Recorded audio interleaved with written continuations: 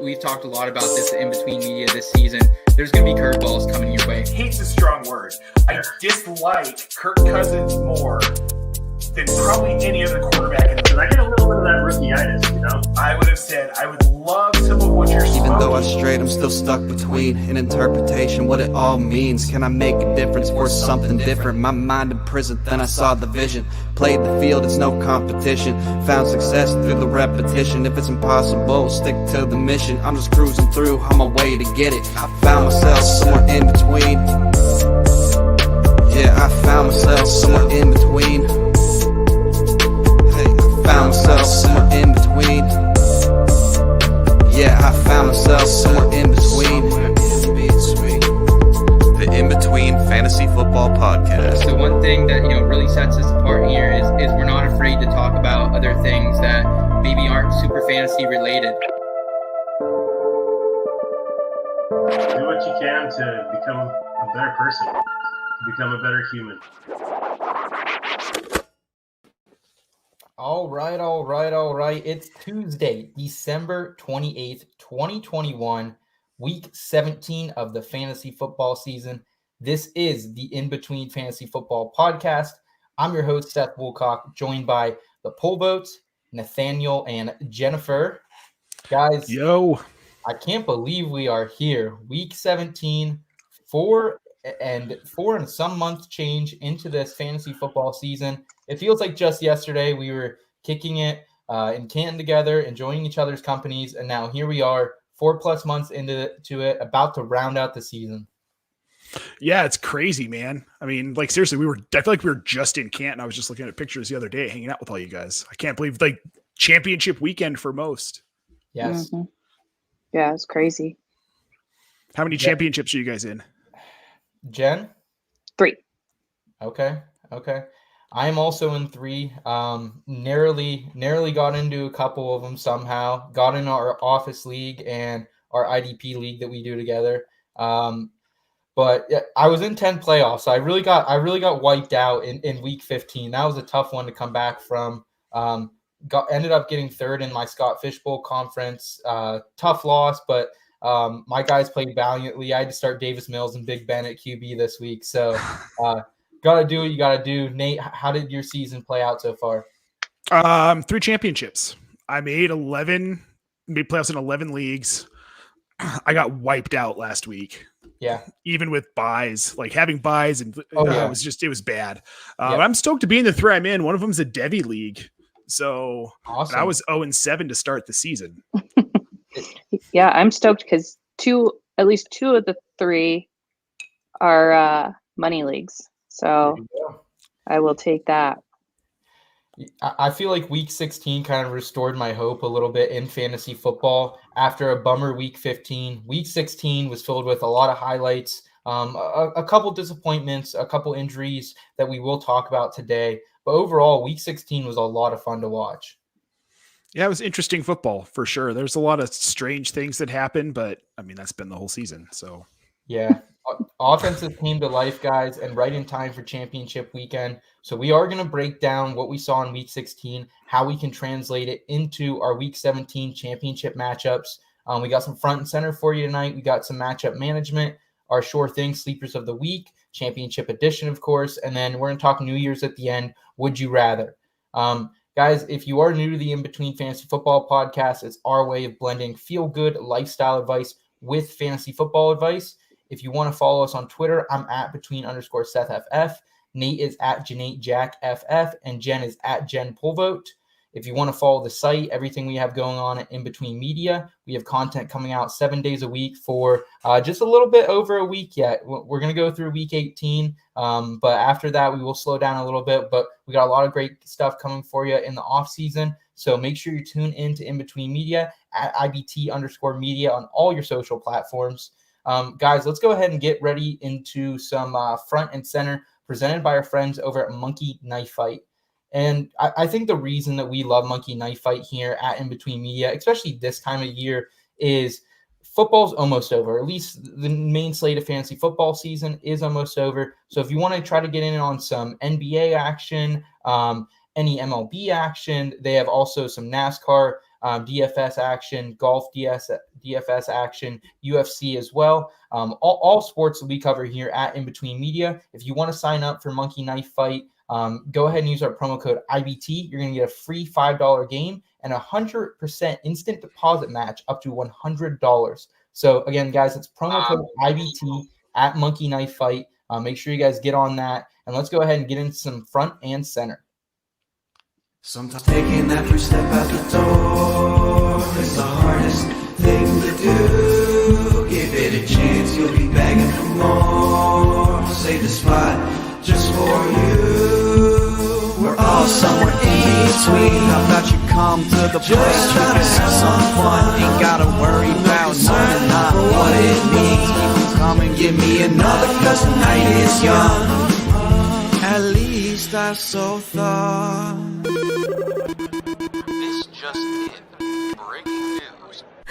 Front and center. All right, guys, that catchy tune, it's getting me in the mood for New Year's, which is also coming up this weekend. Before we get into the fantasy football action front and center style, do you guys have any New Year's plans you'd like to share? Nope. We're not doing anything. No, that's the one day of the year I cannot stay up until midnight. I mean, serious? Yeah, I have no idea what it is. We stay up until midnight every single night almost. And I don't know what I am asleep on the couch by like 10:30. Maybe it's the programming. Maybe that's boring me. I don't know. But I think it's even if we watch a movie. Yeah. Is Jackson staying at my parents' house New Year's Eve or New Year's Day? New Year's Eve? Okay. So maybe we will do something this year. Maybe. Interesting. Interesting. You guys are always the busiest people, and then on the one night that people are busy, you guys are tucked in your houses, hiding away from everyone. Yeah. Well, we threw New Year's Eve parties for a lot of years, and then the final one was just, I think, the nail in the coffin for us, and we're not invited out, and we don't invite people over, so it's all good. Yeah. Well, if you guys want to come to Happy Valley, there's a place for you here. I'm going to be joined actually by Nate Miller at ISM, cool. The guy who makes all the music for us here at In Between Media. He's coming up for the weekend, so excited to see him and his girlfriend. And who knows, we might have a new theme song by the end of the weekend. So excited about that, guys. I was also excited about what happened on Sunday with Joe Burrow and the Bengals. We saw what we think we could have seen all year from this team. They're finally gelling. All cylinders are firing. I mean, we've seen them at different times. T. Higgins have a good game. Jamar Chase have a good game. Some Joe Mixon games along the way as well. But they fired on all cylinders here. With no Lamar Jackson, no Tyler Huntley for the Baltimore Ravens. Joe Burrow, he completed 37 of 46 passing attempts for 525 yards and 4 touchdowns. Would have been 5, but 1 got called back at the end. Going for it at the very, till the very end. They didn't care how much they were up. They were still throwing it deep with a little over 2 minutes to go. T. Higgins, great day for him. 12 for 194 and 2. Jamar Chase, 7 for 125. And then Tyler Boyd, 3 for 85 and 1. So we saw all these guys step up. Joe Mixon had a great game as well. Guys, how awesome was it to see Joe Burrow and these weapons come to life, especially when we needed it in fantasy football? Oh my God, it was amazing. And he was pretty humble about it afterwards, too. I mean, his press afterwards, he was a little salty, but also like, my God, man, game of a lifetime. Dude, 500-yard passing games don't come around often. And then you couple that with 4 touchdowns and seeing what I wasn't surprised to see him struggle earlier in the season. I kind of expected it, even though he did look good. You could tell there's a little dust that he was shaking off, and I think it's completely gone. Like you said, Seth, this team is gelling right now, and this offense is just disgusting. And I wouldn't want to be a team that's going to have to face them in the playoffs. Because and Burrow is a huge part of that. He's just been electric. Yeah. I mean, I think it's safe to say we said it last week going into that Baltimore game. The Baltimore D is very beaten up, especially in that secondary. And they're the type of defense, no matter their personnel, they're going to be playing man-to-man. And against the Bengals, that's bad news, baby. So, I think the takeaway here is obviously you're firing up the Bengals the rest of the way. You might have missed your time to buy them in Dynasty, the recency bias. will be through the roof for these guys heading into the offseason. So keep that in mind as well. But, I think here the rest of the way out, whatever matchups you're playing, look for the Baltimore Ravens defense as one of them, because their defense you can exploit now, especially with no Lamar Jackson on the other side. I need him back so bad. Just this week. Just this week. Absolutely. And the crazy thing about, that game too is Josh Johnson, once again, we've seen him step in for 2 different teams this year, play very, very valiantly, like the best I've ever seen Josh Johnson plays. Mark Andrews is just, that guy is a league winner. We haven't talked about it enough on this show or anywhere in this industry, but Mark Andrews, what he's doing is unprecedented. Right now, he has at least 8 catches for 115 yards and a touchdown over the last 3 weeks, at least. And that's with 3 different quarterbacks. Josh Johnson just coming off the street. Like, Mark Andrews is a world beater, man. Well, I think it speaks to the quality of coaching and how prepared these young quarterbacks are coming in to replace Lamar. Yes, sir. Because obviously Huntley was ready. Josh Johnson was ready to go. These guys are ready. And Mark Andrews is a big, sure-handed target. Of course he's going to get fed by these guys. They can't stretch the field as much as Lamar Jackson does. He's a perfect intermediary target. They don't really have a running game to speak of. So, especially without Lamar, like Devonta Freeman's kind of lost his juice the last couple weeks because there's no one drawing anyone off of them. They're stacking the box when they can. Yep. So, it makes, Mark Andrews is phenomenal. It's been great to see, but I think it really is. It's a testament to this coaching staff, what they've been able to do with these young quarterbacks to allow him to continue to be featured. I obviously love Mark Andrews. I've spoken about him a million times. I think I have him in at least 3 leagues, and I was getting him kind of on the lower end, I thought. Yeah. Oh, yeah. The later end. Definitely. Yeah. So I've been happy. He's probably one of the reasons why I'm in 3 championships. Yeah, we'll give out our IBT press awards at the end of the season. Look back. I'm sure Mark Andrews is going to be up for that MVP nomination. I'm happy as well. I have Mark Andrews in over 50% of my leagues, and the leagues I didn't get him, I got TJ Hawkinson. So I was really happy to, at least have one good tight end. But Mark Andrews continues to be brilliant. The Bengals, they're firing on all cylinders. Exploit that Ravens defense moving forward. Guys, some sour news on the weekend. Looks like James Robinson, the talented running back, undrafted free agent for the Jacksonville Jaguars, he went down early in this one with a torn Achilles. First of all, this sucks, man. Nate, you've been as big of a James Robinson guy as there's been out there. You advocated him when Travis Etienne was still in the fold. What's your takeaway on a personal level for this? Because, this sucks. That's exactly it. It sucks. I'm sad for him. And I'm mad for him that Urban Meyer kind of dicked around with him all season when he could have been just riding James Robinson like he should have. Yeah. Because James Robinson, when he's used, is a top 5 back in the NFL. And now he's got a torn Achilles. I just think we might have seen the end of James Robinson, and that's a real bummer. Because he could have been a very good back for the next 3 to 4 to 5 years in the NFL if he hadn't torn his Achilles. I disagree. I don't think he's gone forever. Torn Achilles doesn't mean career ending. Obviously someone we're going to talk about tonight. It did. That's true. It did up until about 5 years ago, though. It did. That's Dante true. Foreman is the only running back we've ever seen really come back from one, and that was only this year, and it did take him about 2 or 3 years. But Nate, as far as fantasy value, his dynasty value is tanked at this point. Like I think that's the big thing. But we hopefully will see him back. Maybe he ends up on the PUP list to begin next season.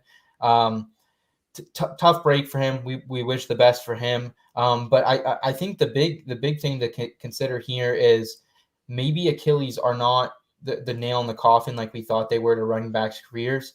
Cam Akers, he's someone we need to talk about, guys. This is absolutely insane.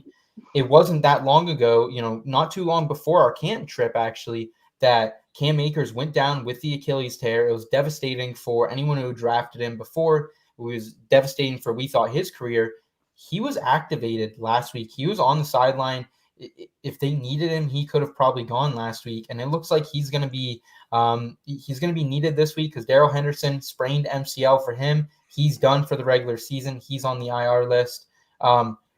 What are you guys' like, first of all, thoughts on this? Because this is like, I mean, I was listening to the fantasy doctors last night, Jesse Moore, and the way he said, like, this is nothing short of, this is probably more miraculous than when Adrian Peterson first came back off the ACL, ran for 2,000 yards. I can't believe what we're seeing. This is a 9-month injury. He's back in 5.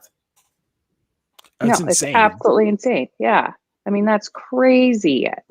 When he went out, it was like, well, I guess we'll talk about Cam in another year or so, you know. Yeah. And now he could have played last week potentially. Like, that's crazy. I just don't know if they're going to overwork him. And that would be the saddest part, is if he re-injures himself too soon. That's my concern too, is maybe they're bringing him back a little bit early. But also what I keep going back to is that doctors have cleared him. Yeah. And we don't know. I'm not a doctor. I have no idea what the procedures are, what sort of rehab they did with him. Maybe there's some new process they're using. I don't know the answer to that.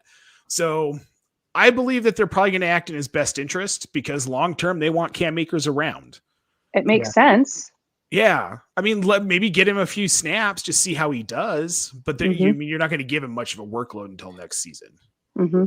I think they'll ride Sony Michelle here. Sony Michelle has been absolutely sensational the last month, averaging 106 rushing yards per game. Just absolutely, been wheels up for Sony Michelle. Even when Darrell Henderson's been back these last 2 weeks, Sony had all the touches this week. Darrell Henderson had 1 run, 18 yards, and that's where he went out on that MCL sprain. So I think Sony's a league winner, guys, and I can't believe we're saying Sony Michelle, Rashad Penny's another guy. Like, these are like who we thought were bust up until a couple months ago. And we just talked about that Baltimore defense, guys. That is who the Rams are facing this week. So Sony Michelle, to me, is a top 10 play. Yep. He's been excellent carrying teams. 31st defense against the position the last 2 weeks, Baltimore is. So Sony Michelle is wheels up, and congratulations to Cam Akers making it back. Indeed. Guys, some other injury news here. Adam Thielen, he goes down. We're not sure the extent of the injury. He might be able to play in week 17 here. We saw him go down once, which kind of looked like a pretty bad injury. And then he actually came back into the game, re-injured himself, left again. I mean, that shows this guy's grit. He's not 100%. I don't think he'll be 100% this week. They're playing Green Bay. The Minnesota Vikings are. Thielen, it said he's sore today, but he might play this weekend. I'm not firing up Thielen. I don't think you can risk the injury, re-injury here in week 17 championship matchups. And Green Bay, they're middle of the road when it comes to defenses against the receivers. Nate, do you have any interest in Adam Thielen or KJ Osborne possibly, who could be taking his place? I'd probably pivot to KJ Osborne if I had Adam Thielen and KJ Osborne. And if I'm not starting KJ Osborne over a stud, but right, he could have a good week against Green Bay. He's probably not going to have a great week. I mean, similar to what he had, 5 for 58 and a touchdown. I mean, yep.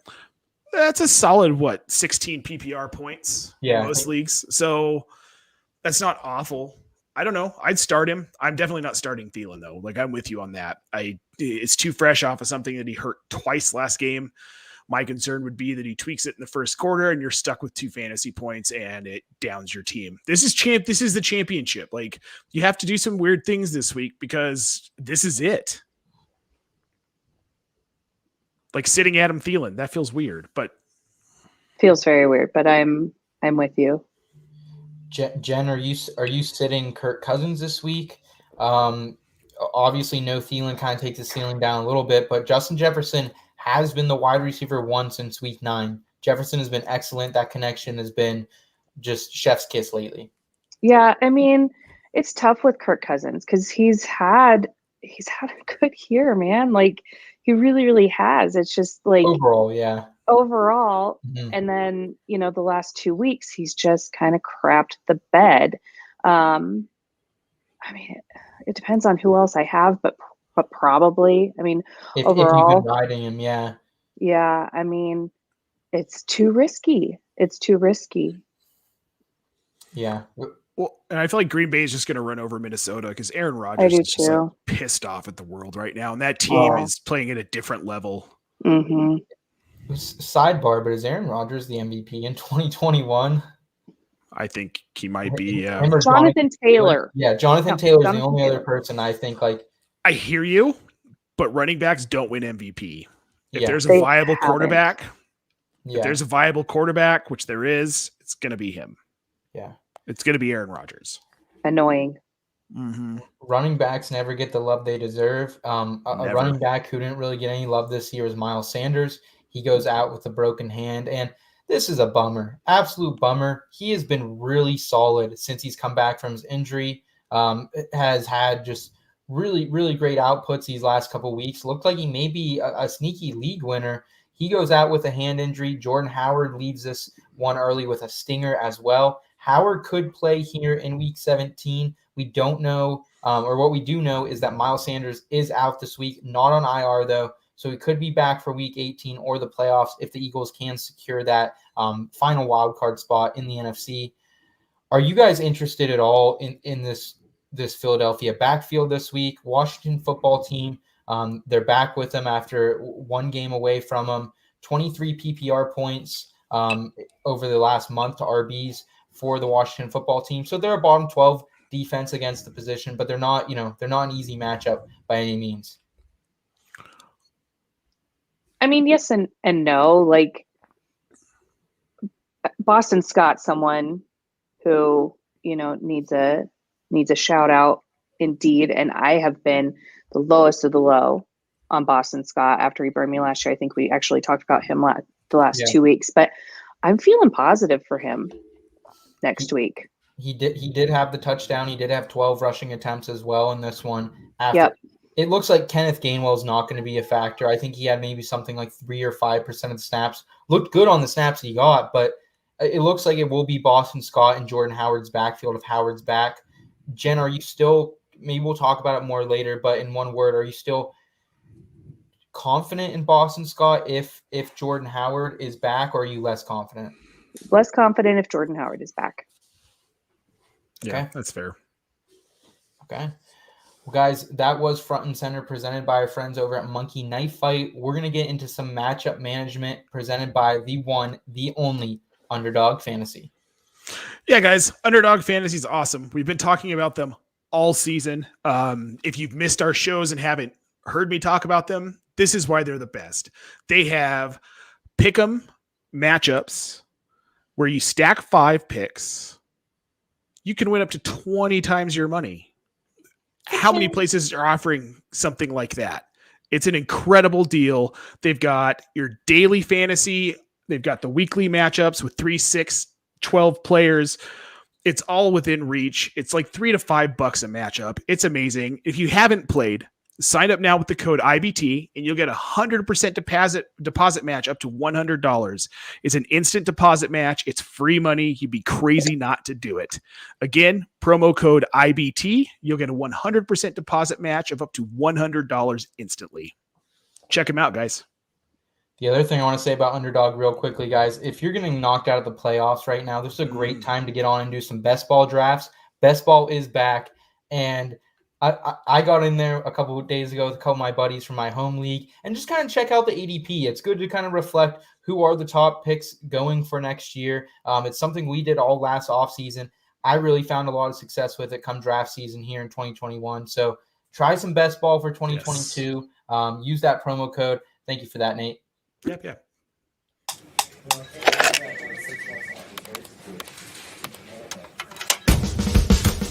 Who you got? Matchup management. Who's it gonna be?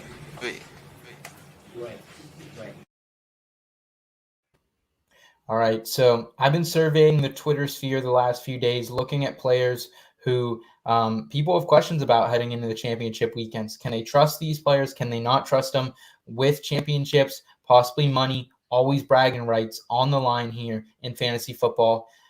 Guys, you know how this works. Give me on a scale of 1 to 10. Give me your confidence with this player in your championship matchup.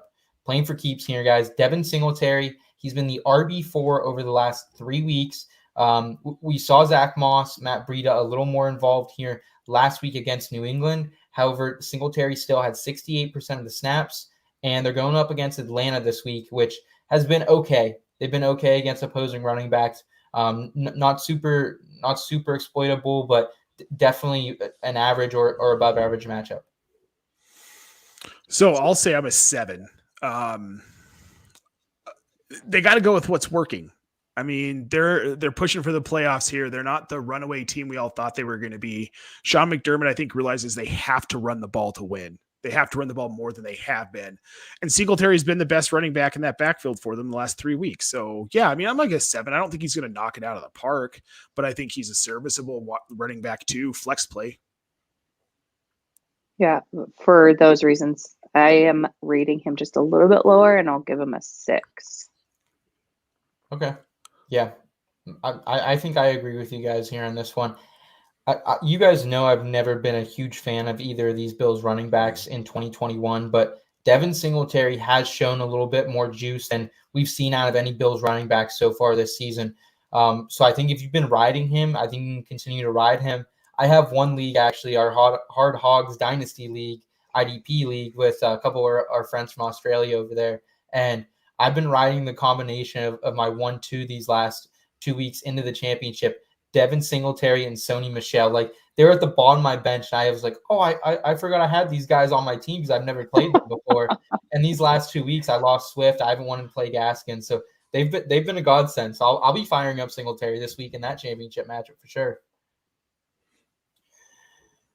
All right, guys, another one here. Seahawks wide receivers. It's been absolutely brutal this second half. If you've had DK Metcalf, Jen shaking her head down there. It looks like he was banged up with an injury. We're hearing reports here in week 16.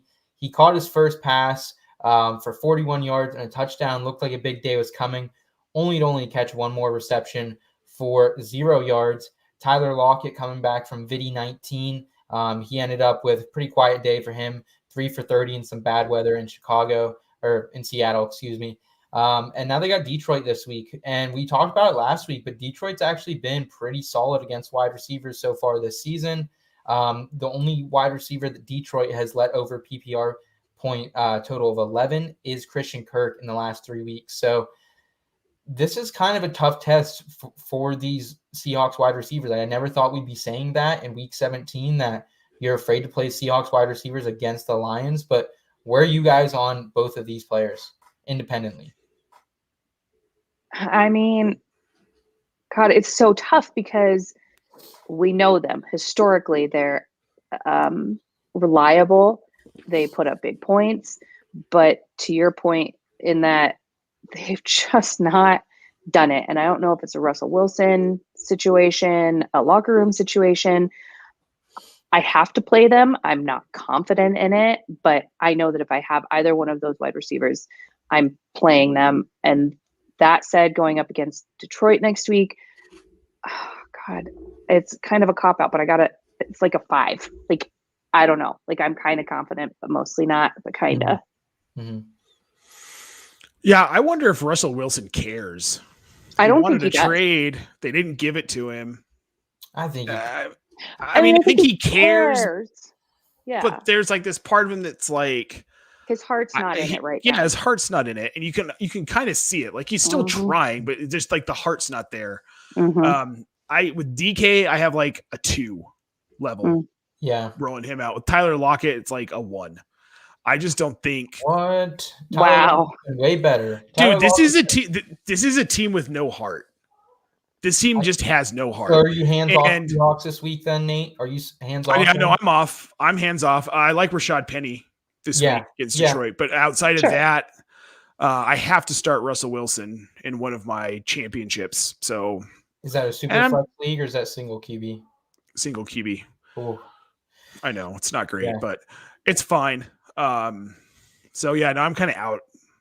All right. On the rest of that offense. Yeah, I'll conclude by saying, if you got to your championship with any of these Seattle wide receivers, hats off to you. I didn't. I have these guys in a couple leagues, but I will say, like, I'm probably a 4 on Metcalf and a 5 on Lockett. I'm probably have to fire him up in a couple leagues, but there are a lot better options out there. We're going to talk about a couple of those options right now with one of our YouTube questions from Paul Miller.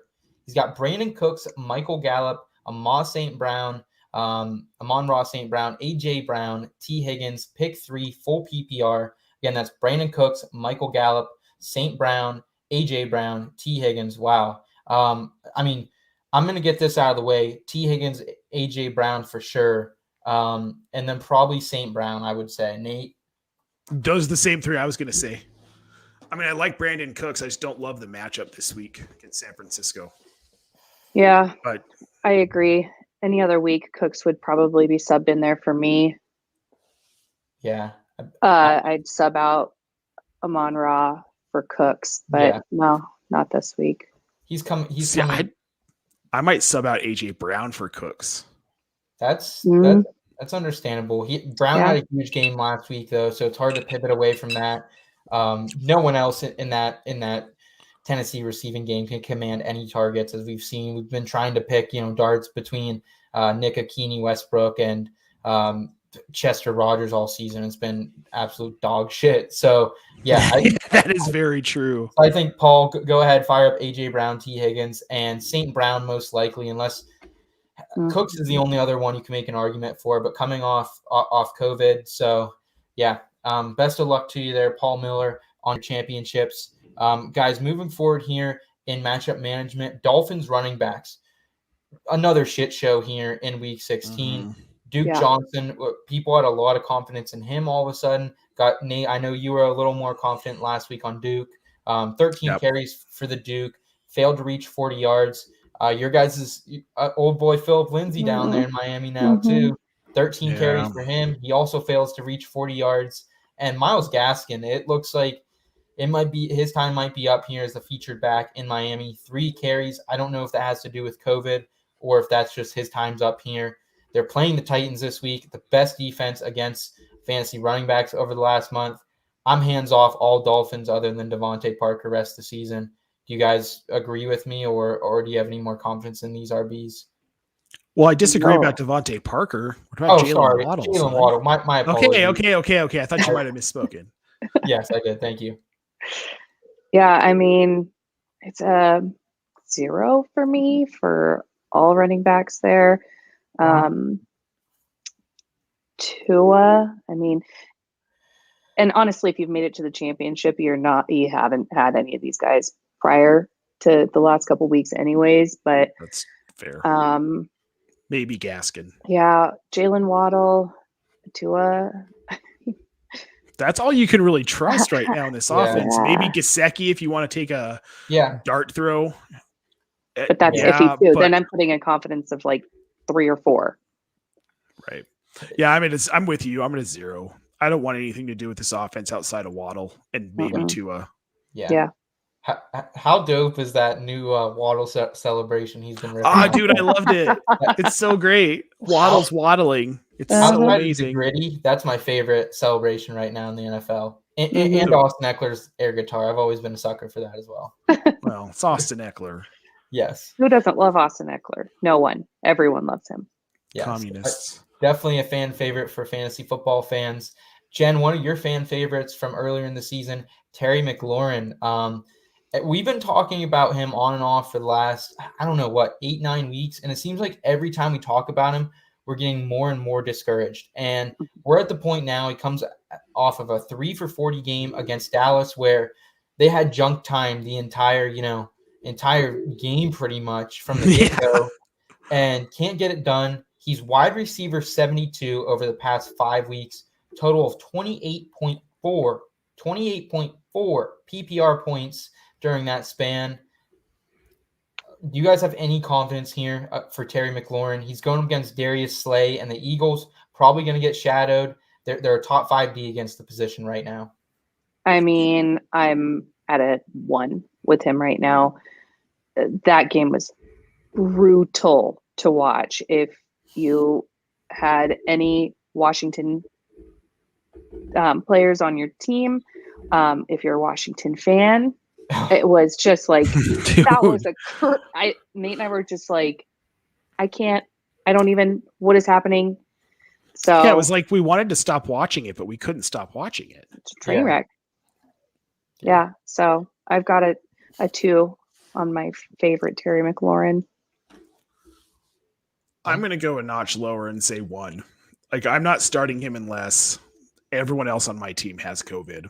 I think they're better. Like I'm talking like I'll start Laquan Treadwell, Braxton Berrios over Terry McLaurin right now, which is I don't know about Treadwell, but I'd start Berrios over him for sure. But Treadwell's close. That's close. I had to, dude.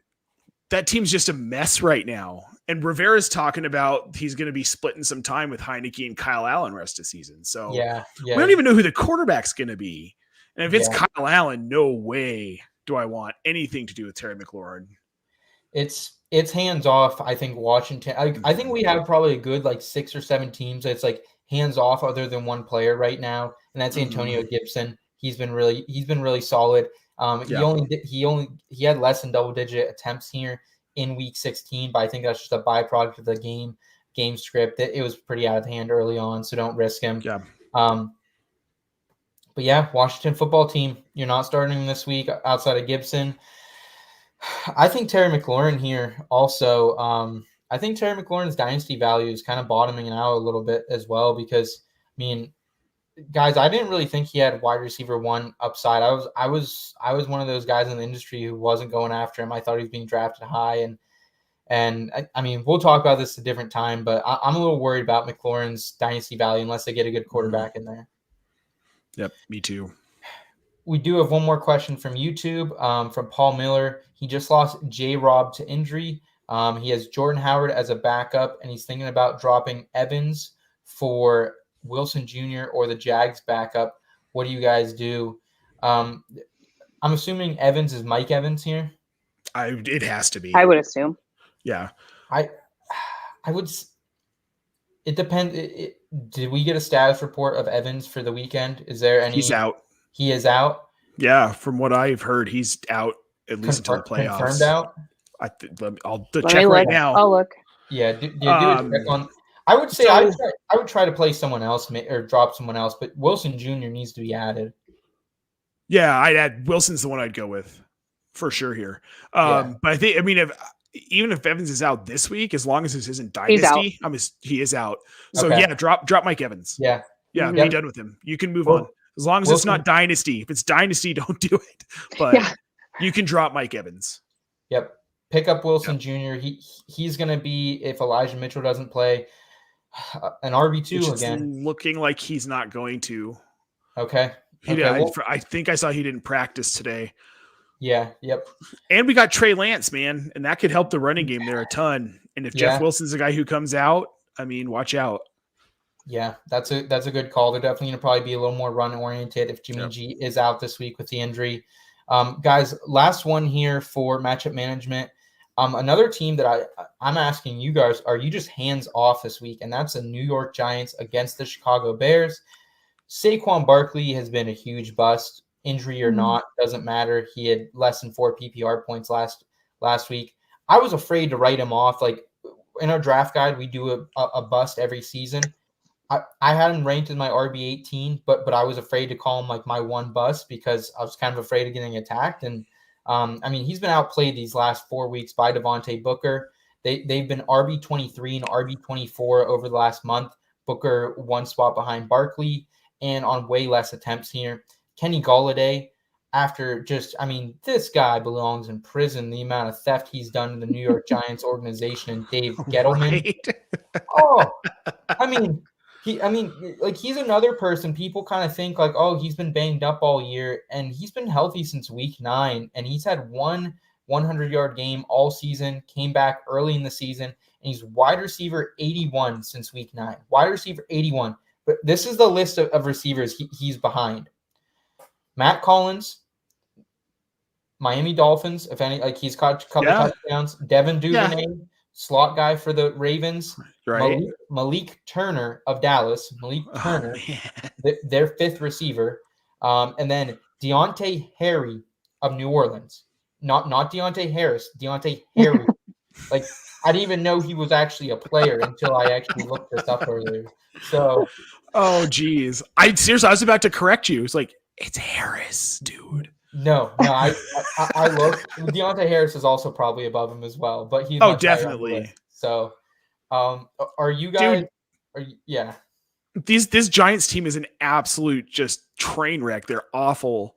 Daniel Jones has been out, and the offense just hasn't functioned. Even with Daniel Jones in that offense, hasn't really functioned. It's been way worse without him, though. Daniel, yeah. Yeah, no, it's been much worse. But I mean, Mike Glennon and Jake Fromm apparently aren't fit to be NFL quarterbacks. So, and there were people who said Jake Fromm was going to beat out Josh Allen. Those people exist in the world. But yeah, and this poor coaching, terrible offensive coordinator for most of the season. Now they got Freddie Kitchens, which isn't any better. It's no, it was like almost like just keep Jason Garrett for the rest of the season if that's what you're going to do. No, it's a mess. That organization's a mess. They need to clean house. I can't believe they're keeping Joe Judge. That's shocking to me, but at least they're apparently getting rid of Gettleman. But yeah, they've been a disappointment. I mean, we had one good game out of Kadarius Toney, and everybody anointed him the best wide receiver in the class. And I remember Jen and I having a conversation like, oh, that was a fun 1 week for Kadarius Toney. Can't wait to see all these people get burned and then spitting all their fab on him. Mm-hmm. And people did. This Giants offense, you cannot with any confidence start these guys championship week. Even Saquon Barkley.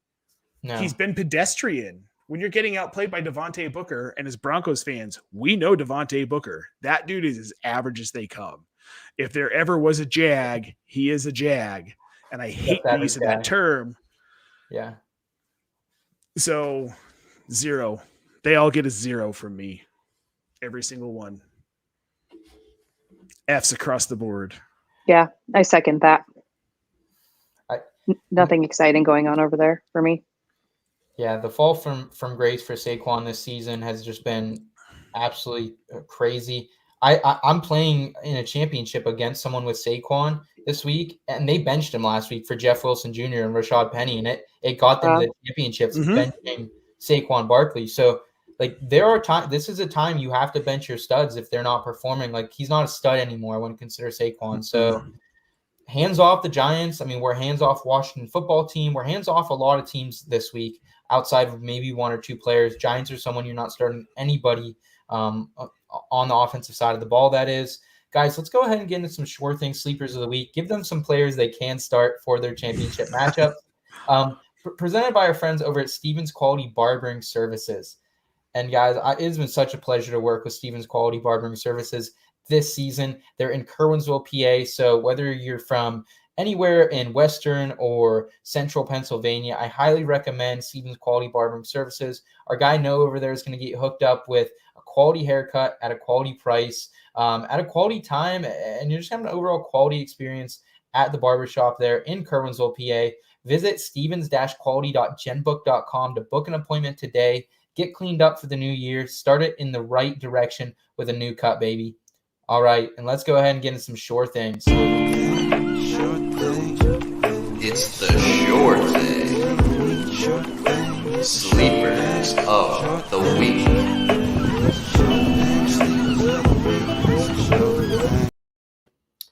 So I'm going to be honest. When we started Sure Thing Sleepers of the Week, doing it every week this season, I had the full intention of keeping score of who had the most ones right. Nate, you and Jen went to Mexico, and it kind of threw me off the scoring a little bit. I had one extra game than you. So we are going to bring it back here for we'll do one this week. We'll do one next week. But I will go back and tally it up here at the end of the season and see who was right most of the time with the Sure Thing Sleepers of the Week. We've been hot lately. Can we keep it up? That is the question. Jennifer, I'm going to start with you. Who do you have for your Sure Thing Sleeper of the Week? The almighty important week as well. Week 17, baby. I mean, for reasons that we mentioned earlier, I'm going to go with Boston Scott. Miles Sanders is out. Jordan Howard is probably out. So I think this is going to give Boston Scott every opportunity to be that sure thing sleeper for anybody who has him. Okay. I mean, yeah, if Jordan Howard's out, forget about it. Yeah. For sure. Yep. I'm cool. I'm cool with that. Washington football team, as we mentioned earlier, they've been giving up 23 PPR points per game to RBs over the last month. So, yeah, they've been a solid defense to attack on the ground. I think Philly's gonna, they're not gonna get crazy here. The last thing they want to do is have Jalen Hurts lose the game by throwing some unnecessary interceptions. They could lock up a wild card here within the next week or two. So, Jen, I think if Jordan Howard's out, Boston Scott, he's a great sure thing. Mm-hmm. Nathaniel, what you got for sir. So I've talked about this guy before. Sorry, guys. Alberto.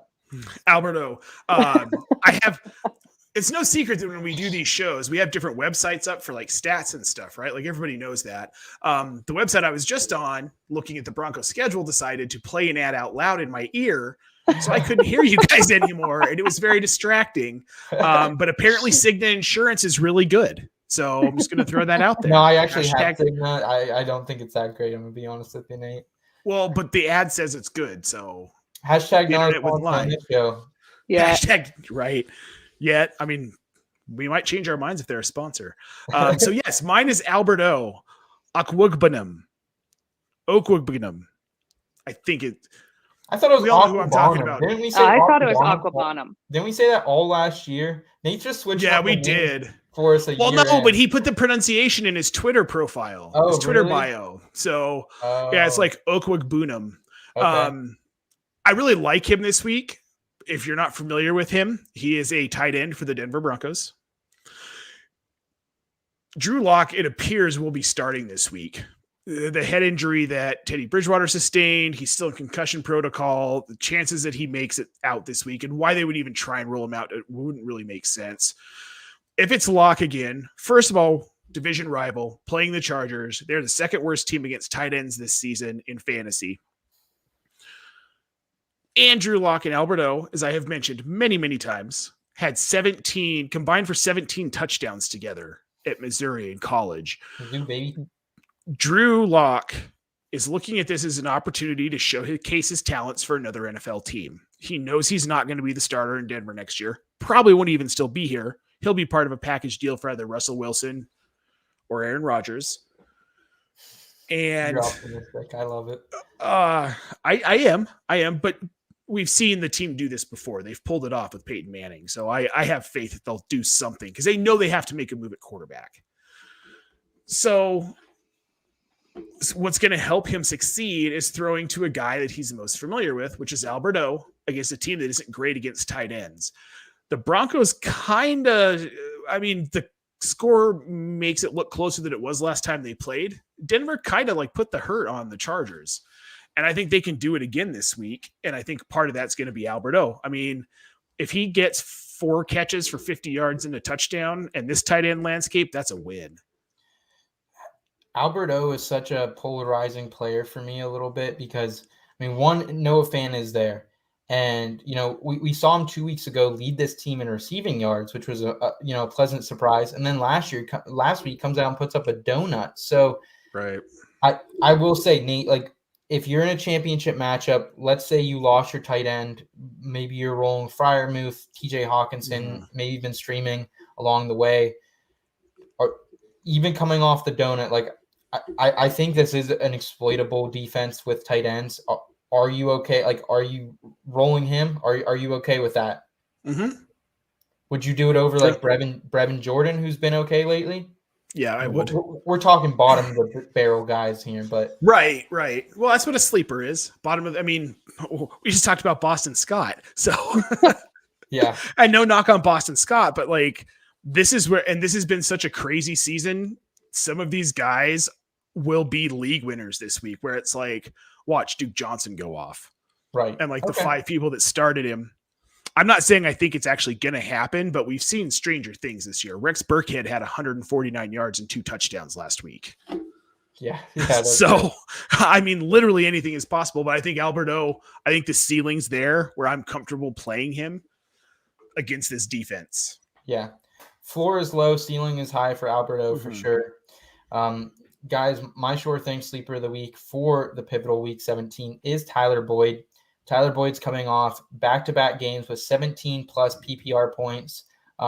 Big plays has been a part of Tyler Boyd's recipe lately, which is kind of surprising. He hasn't been a huge big play guy throughout his career, but he's actually a wide receiver 16 since week 11, one spot ahead of Jamar Chase. So he's been really solid. I mean, he's been really solid. They have a pivotal matchup against Kansas City this week. I mean, this could really decide the division for the AFC North if they can win out here, the Cincinnati Bengals. So I think they're in a prime position. I think Tyler Boyd's going to have a big game against the Kansas City Chiefs. We know it's probably going to be an air fest. There's no Clyde Edwards-Helaire on the other side for Kansas City, so I expect them to move through the air. I expect the Bengals to have a balanced offense but still move it through the air. We saw 40-plus attempts last week from Joe Burrow. And the one place that the Kansas City defense has been exploitable while they have improved lately is the slot receiver. 2 weeks ago, Keenan Allen had a huge game. Hunter Renfrow had a monstrous career game 3 weeks ago, excuse me. So I like what we've seen from Tyler Boyd lately. I think he's a really solid PPR wide receiver 3 this week. I can't argue with that. Yeah, I don't hate that. No. I like Tyler Boyd anyway. And as we talked about earlier with Burrow, like, dude's spreading the ball out. This is how they win games. So Tyler Boyd's going to be relevant rest of season and into the playoffs. If you're doing like any sort of like playoff best ball, DFS, like Tyler Boyd's the guy I'm firing up. And this is a great call. All right, guys, let's go ahead and round things out today with a little bit of one of our favorite games here in Between Media. Would you rather? Risky business, or that fair to say.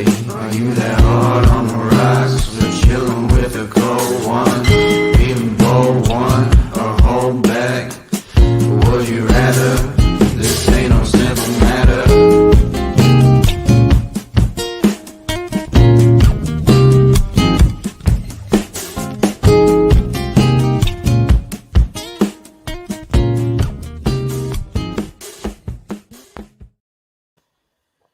All right, guys, we hope we have so far this show helped our listeners get ready for their championship matchups. I want to talk a little bit about New Year's, though. It has been, 2021, guys, it's been, especially for us here in Between Media, it's been nothing short of a crazy year. Super busy all year long. Even this week, I know a lot of people, this is the time at work, I think you kind of deserve the right to, if you are working this week, if you don't have it off, shift into first gear a little bit. You've been working your ass off. Take a little time for yourself. With that said, I do want to reflect on the New Year's here, guys. Play a little bit of Would You Rather. So culture is a big thing here in Between Media. We love music. We love movies. We love TV shows. Guys, in 2022, would you rather see a new album from your favorite artist or see a new TV show season / movie with your favorite actor / actress? And if so, who is that artist or actor and actress? Jen? Well, that's tough. It feels like Ryan Reynolds comes out with something new just about every year, which I enjoy. So that's almost too predictable. I'm going to go with artist, and that's Rex Orange County. He hasn't come out with a new album lately, and we went to his concert right before COVID hit. So that's it. And it was late January of, I don't even know what year that was. Was that 2020? Yeah. Yeah. So I'd love something new from Rex Orange County. Rex, if you hear me, please, baby, please. And if you don't know who Rex Orange County is, you should definitely go check him out. He's awesome. Oh my God. Start with, I don't know. Apricot Princess. Probably Apricot Princess. Yeah. Word. Sunflower. Sunflower's a real good song. Mm-hmm. Mm-hmm, mm-hmm. What venue did you guys see him at? The Fillmore Auditorium on Colfax. It used to be the Mammoth Event Center back in the day.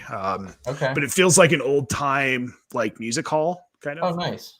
Yeah, I mean it was old. It's from like the 20s, I think. So dope. Dope. For some reason, I could not remember it. Like, all I'm seeing is the pictures in my head because we took selfies and there were lights, but I could not remember. Yep. So thanks for your memory, Nate. You always remember everything. That's true. I do. I'm like an elephant. Mhm. What do you got for us, Nate? Well, none of the bands I want to make a new album are probably going to, because at least a couple members are dead because I'm old. But I, in the new year, want a new season of Letterkenny, which we just got a new season of Letterkenny, just dropped on the 26th. Let's go. We just finished it tonight. We haven't started it yet because we know we're going to finish it in one night. Yeah. But I just want that. I want the December 26 releases to continue for Letterkenny. So please, next year, give me Letterkenny at the end of the year. Mm-hmm. Indeed. Hear. Jared Kiso, if you can hear me. Yes.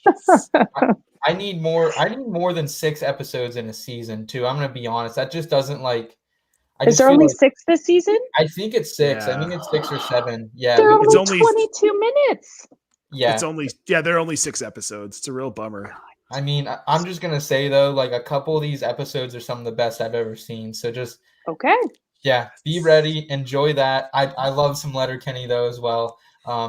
Definitely would love to meet him at one day. I mean, they're just great guys up there.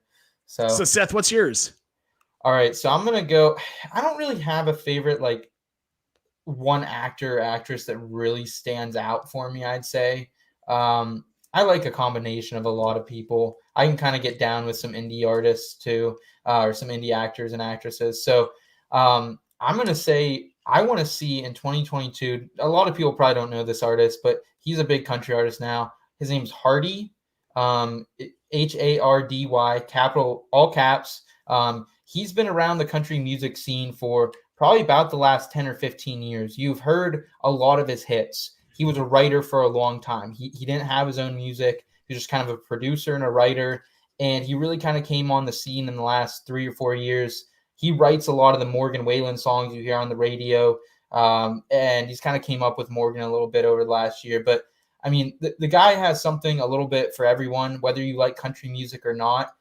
He has some getting drunk with your friends on a Friday night and, the good old stuff. But he also has, like, songs like I've talked about A Rock before, actually, in a column, which talks a lot about, it's just a clever play on words. And I played it for my one younger brother who does not like country music at all. They won't listen to it. And he said that is the best country song he ever heard in his life. So, like, I think if Hardy can continue to put out new music, which he's kind of put some unreleased stuff on YouTube a little bit, like, 30-second teasers as it is. And if he can keep doing that, man, like, more people are going to come to country music and they're going to find that relatability in it. So, Hardy, I know you're not listening, but please, man, I'm ready.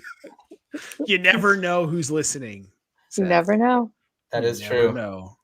That is true. So, guys, moving forward here, keeping it with culture here, I've been reading a little bit about some of the bigger businesses that are having some struggles during COVID. 2 chains that we might see go out here in the next couple years. At least it's rumored that is. One is Applebee's, fancy life, baby. So Applebee's could be going out here within the next year or two. And then also Pizza Hut has been struggling. They've closed a lot of stores across the country as well. So, guys, would you rather have to see the end of Applebee's or Pizza Hut in 2022? I think I can speak for Nate and I and wrap this up quickly and say Applebee's can go. Oh, God. My Applebee's. Apparently Beckett also, the cat. Beckett hates Applebee's. We're occasional Pizza Hut orderers, but when you gotta have Pizza Hut, you gotta have Pizza Hut. Applebee's, there's nothing that's even no. It's a no. Your face is saying differently, Seth. No. My first job was working at Pizza Hut, so I'm not a huge fan of Pizza Hut. But like, I mean, I still dig their breadsticks, and like occasionally, their pizza does slap on like a Sunday sometimes. So, Applebee's. I used to love Applebee's when I was younger, but it's definitely like fallen off. They haven't really updated their menu over the years. Inflation's kind of caught up with them as well. We're big fans of the $1 drinks there, though. We do have. Yeah, didn't we talk about this a couple weeks ago? We might have. Maybe Or we on the did. holiday show? special. Yeah, it might have been. Yeah. I will say though, like our Applebee's, we have an Applebee's. We could probably get up to one if I got in my car right now, maybe like 6 or 7 minutes. But it's like it's up by the interstate, up by the mall, and like I'm not up there. If I want to go to dinner, I'm gonna like go downtown or something. So I can see Applebee's go. Honestly, I can see either one of these goes, but Applebee's can go. Man, I would be sad if Pizza Hut went. I'd be real sad. Their deep dish, nothing like it. It's very good. Their It's so pepperoni good. jalapeno pizza is Ooh, fantastic. okay. I'll keep that in mind. Pepperoni black olive pizza. Also fantastic. Okay, interesting. Stop talking about it. Getting hungry. Right? Making me hungry. Yeah.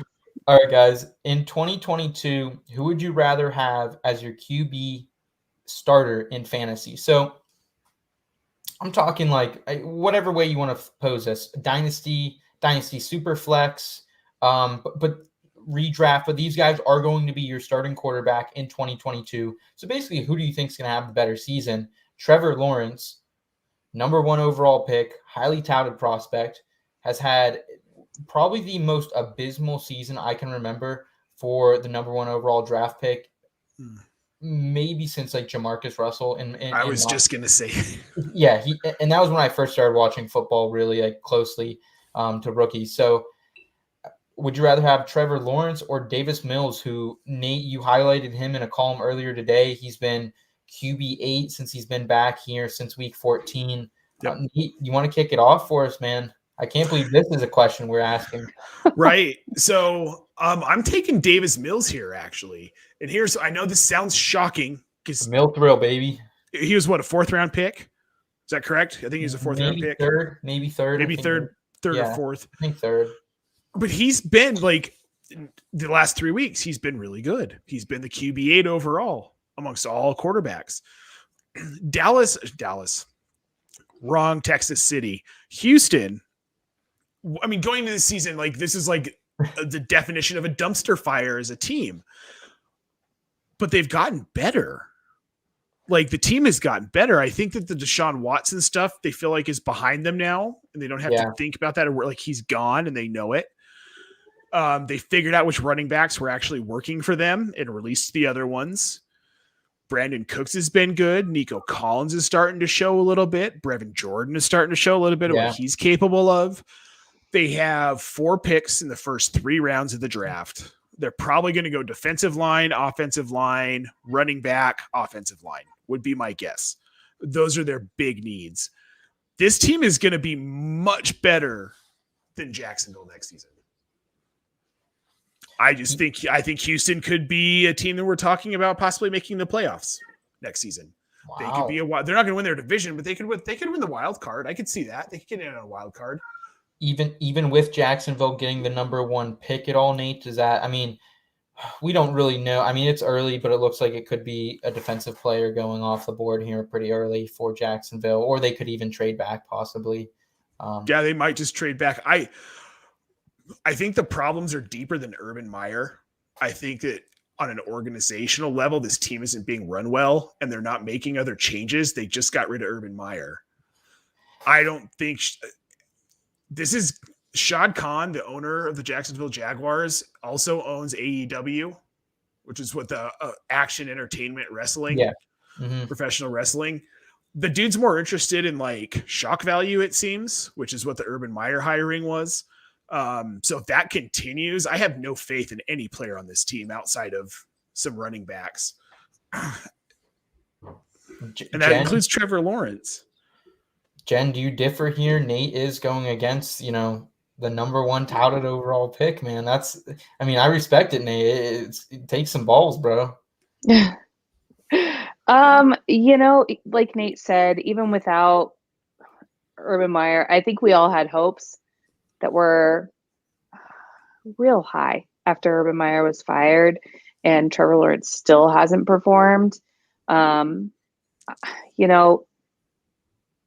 And everything Nate just said, like, I think I would, if Trevor Lawrence is still with Jacksonville, which he will be, I got to go Davis Mills. I mean, it's just wow. I get it. I get it. The optics. I get the recency bias. I mean, he's been better. Davis Mills has been the best rookie quarterback when he's played, at least from fantasy scoring wise. Like, it's not close. He's been the only relevant one you can play ever. He looks more comfortable on the field too. Yeah, he's more confident. He's got a longer neck. For some reason, that's a thing that I've been seeing. I don't know if that does anything. But honestly, I mean, Trevor Lawrence has had 1, 2, maybe 3 good weeks this entire season, with or without Urban Meyer. Yeah. Week 1, he blew it out. 19 plus fantasy points. I don't think he's reached that plateau since. So, yeah, he had 3 touchdowns that game and hasn't done even close to that. Not even close. He hasn't got over 1 touchdown. I can't remember how many games it's been now, but it's definitely like 7 or 8. 5, is that what it is? 5 games since he's had 1 touchdown. Then he had a touchdown before that, and then it was like 4 or 5 again with no touchdown games. Like, this has been atrocious. Yeah. It's been bad, guys, but I am gonna say I'm gonna bet on Trevor Lawrence here. I think DJ Chark's absence I think is a little underestimated as well here. And I don't know if Brandon Cooks will be back with Houston. I don't know. Like, they're a team that I could see just capitalizing on that value right now because Brandon Cooks is back. You know, they didn't get him they didn't pay much for him. His value's back at kind of an all-time high here. So I don't know. I know you don't trust Shad Khan, and I don't either, Nate, but I don't trust the Houston Texans organization that's handed things to a preacher at times as well. They have looked better. Mm-hmm. I've been impressed with what I've seen this season 100%. I think the future could be better, but these are both just 2 dysfunctional franchises, and I think at the end of the day, I have to bet on Trevor Lawrence, man. He was too good in college. He was too good. Mm-hmm. Okay. So Ryan Leaf was really good in college too. I know. That's not a fair comparison because Ryan Leaf had a lot of other things going baggage. on. Yeah. But we'll see. Also, we'll see. We'll check back in a year from now. We'll see how that played out, guys. Final question of the night for you. Who would you rather see out of the NFL in 2022? Matt Nagy, who gets a lot of fire on pretty much all throughout the fantasy football industry. He had a couple really good first seasons with Chicago, but this season just doesn't look like his head's in it. Doesn't know how to scheme around Justin Fields, uses pieces like Montgomery and Mooney. Would you rather see Matt Nagy out of the NFL or Antonio Brown, who once again in 2021 cannot keep his head out of his own ass, fakes a vaccination card? I mean, I just think, okay, I'm going to let you guys talk before I do because I could go on all day. I mean, Matt Nagy's name comes up weekly and multiple times in this household as a trash coach versus Antonio Brown, who we talk about when the big things happen, but he doesn't have an impact like Matt Nagy does. So Matt Nagy needs to go. He's got to go. Surprised he hasn't been fired yet, honestly. The Bears just wanted to keep that streak of never firing a head coach during the regular season, which is the dumbest thing. Well, and we thought he was going to get fired, in week 10 or 9 or 6 or something? Or 12 or something. Yeah. Look, Antonio Brown is a nuisance and an annoyance, but whatever. Like, Matt Nagy is Adam Gase to me. Get him out of here, man. Go coach a high school football team. Does anybody know how Adam Gase's high school football team did this year? No, I don't want to know either. I really do want to know. I hope they were like 0-14 and that they fired him and those kids never have to. Well, while you're looking that up, Seth will give us his. All right. I will. I'll round it out. I'm going to say AB, guys. I mean, I've been disappointed. I mean, like, you're talking to a kid who Antonio Brown kind of replaced Hines Ward in my eyes for a long time. I grew up with Hines Ward. I grew up with Plexico. Just big name wide receivers for the Steelers. And Antonio Brown kind of, came in. We kept him over Emmanuel Sanders. We didn't pay Mike Wallace. We didn't pay a lot of people. And Antonio Brown maybe it's a Steelers fan in me, but what he kind of did is, the end of his tenure with Pittsburgh was pretty atrocious. And then the whole Las Vegas incidents, the freezing the feet, the not showing up, and just everything he did to get thrown out of Las Vegas before he played a game was pretty classless. Patriots' whole ordeal was probably the most classless thing he did with that trainer. I think I lost all my respect for him then. But then to just blatantly disregard the truth, disregard the health of his teammates, TB12, Gronk themselves, that's low to me, man. That's low to me. Antonio Brown does not have the class to be in the NFL. At least with some of these other guys like Josh Gordon, Kareem Hunt, we've seen them come back, make efforts to be good people, do things in the league to make up and in charity to make up for what they've done. I haven't seen any of that from Antonio Brown. For sure. There's no remorse on his end for anything. Not one thing. Not ever. The fact that he might have 2 Super Bowls and Lev Bell might have a Super Bowl now after this season just is an absolute fucking abomination. I know we don't I'll try to drop the F-bomb on here much, but Antonio Brown, goddamn, get out of the NFL. Kids are in bed. It's fine. Well, guys, do you have any final advice, whether it be Week 17 related, whether it be New Year related? It's a big time for us here, not just at In Between Media, but for everyone in the world. So I'll leave the floor with you guys. Go to bed early. You make better decisions if you're in bed. Start your year off right. Go to bed before midnight, kids. Yeah. So I will second that. And then just real quick, on kind of a somber note, John Madden passed away this morning. Hit me kind of hard when I found out because he's a big part of the reason that I love football so much. So I grew up on him and Pat Summerall being the combo on CBS and then Fox that they were, and obviously the video games, but he was such a huge part of the game when I was a kid and he was such a personality. Sad for his family, prayers for them. And John Madden was awesome. Sad to see him go. He was a huge part of why the NFL is what it is to my generation and how it blossomed for your generation and for future generations. So he was a great man. I'm sad to see him away. Love that, Nate. Yeah, John Madden was just kind of getting out of commentating when I was kind of getting into football. But, I mean, his impact on the video games, like those games changed my life. I probably wouldn't be sitting here today if it wasn't for Madden 05 through 08, man. I played the living hell out of those games. So rest in peace, John Madden. Thoughts go out to your family. Thank you for everything you did to impact the game today that we love, that we're playing fantasy football championships in this weekend. Nate, Jen, thank you so much for your guys' analysis all season long. We're going to be here throughout the month of January, kind of recapping things, doing a debrief of things. So make sure you tune back into the In Between Fantasy Football podcast.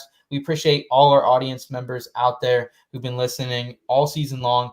Good luck in your championship, guys. Bring them home, IBT family. We know you guys got this. Take care and keep it in between until then. The In Between Fantasy Football Podcast. The one thing that really sets us apart here is we're not afraid to talk about other things that maybe aren't super fantasy related. Do what you can to become a better person.